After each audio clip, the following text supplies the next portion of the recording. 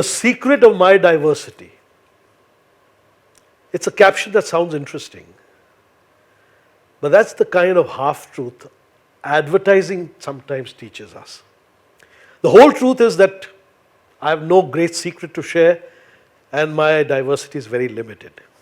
At best, what I'm going to be saying today will be a tribute to my mentors and some other important influences in my life. Since theatre has been a major influence, let me express my own personal sentiment by quoting a line from a play. It's from A Streetcar Named Desire by Tennessee Williams, in which the character Blanche says, "I've always depended on the kindness of strangers. One such stranger is my role model. He was born in Italy. He has a CV that will make most other CVs pale in comparison. He was a painter, sculptor, architect, musician, mathematician, scientist, engineer, inventor, an anatomist, botanist, geologist, and a writer.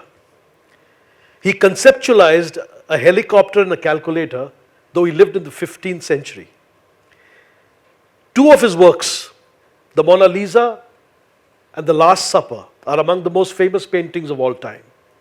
His drawing of the Vitruvian Man inspired the graphic for this model. You know who he is, right? Leonardo da Vinci is my iconic mentor.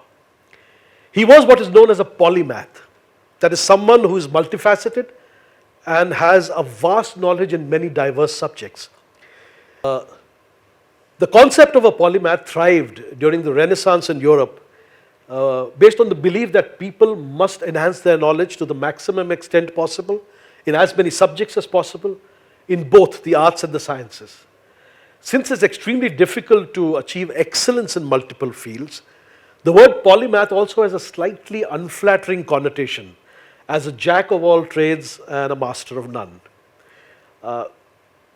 In fact, someone asked me a little while ago why I chose to become an actor and a screenwriter despite being qualified for other professions. Well, I suppose it must have all started with me as a kid sitting in a dark cinema, watching all those wonderful images and stories unfold on the screen. And also the fact that I made my first stage appearance at the age of 5. And I haven't stopped since, despite the butterflies in the stomach each time I step on stage. I guess we performing artists are born masochists.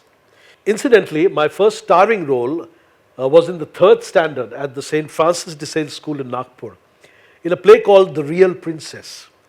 I played the king's daughter. Years later, in high school, I played a dancing fisherwoman. Cross-dressing, I suppose, came naturally to me. But that is not to say I have a gender bias. I have also played male characters. But seriously, I do believe in equality. And theatre has been something through which I've always tried to express my views. In fact, last September, a play that I had directed was chosen to commemorate 50 years since the decriminalization of homosexuality in the UK. And we staged it at the Shakespeare's Globe Theatre in London.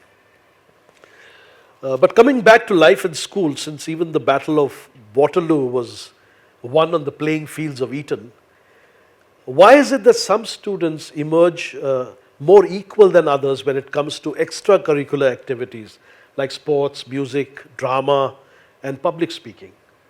While it can be attributed to inborn talent or DNA, I think it also has a lot to do with the atmosphere of facilitation and encouragement provided by grandparents, parents, teachers during this formative stage in one's life. I call them the bedrock mentors. And since I enjoyed doing plays and watching movies and reading books, I expressed a desire after high school to either study English literature with the ultimate aim of doing a doctorate and teaching, or to go to the Pune Film Institute. My maternal grandfather, Diwan Shah, was a screenwriter himself, and being a frequent collaborator with the legendary filmmaker V. Shantaram, he called upon some stalwarts of the film industry to give me career advice. But ironically, these well-meaning elders sold me the merits of a secure technocratic career vis-a-vis an unpredictable artistic one. And surprisingly, I agreed without too much fuss. Maybe because this sagacious advice came from people I held in high esteem. One could call them venerable mentors. Incidentally, a dear friend of mine in school, who was also my peer mentor, first planted this Da Vinci thought in my head. And I remember feeling wistful when he told me that he would be graduating in the arts. So with a slightly heavy heart, I embarked on a journey to study mechanical engineering at the National Institute of Technology in Rourkela, with the promising future option of joining the family business and setting up a scooter factory. But in my final year, one of my seniors, who was also a peer mentor, convinced me to take a business school entrance exam. And I got selected for the MBA program in XLRI in Jamshedpur. And I grabbed the opportunity. So much for scooter manufacturing. I must mention here that theatre, cinema and literature continued to fascinate me. And I kept enhancing my knowledge of the arts even as I was specializing in technology and business. And there were enough opportunities to do so, both on the campus and outside in the townships, thanks to some chance meetings with accidental mentors.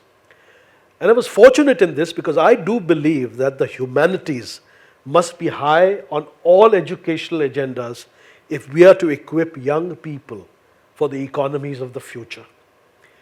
Today, some of the best companies consider empathy, creativity, and communication as the most important soft skills for employability. And these are all qualities cultivated by the arts. And so in a similar vein, theatre became the mainstay of my own personal development process to understand the human condition. And to this day, it has been a preoccupation along with everything else that I may have done. Now, let me tell you about an incident without which this tribute to my mentors would be incomplete. It was towards the end of my last term at XLRI, and the only remaining academic milestone was the Viva. A faculty member who I suspect had some issues with me was on the panel. I was a bright enough student and I thought I acquitted myself pretty well in the Viva until I was told that I was one of only 2 people at the institute who would be subjected to what was known as a reviva. 2 years of a delightful academic experience were reduced to despondency and a sense of low self-esteem. And then whether it was the grand design of Providence or the decision makers at the institute, I'll never know.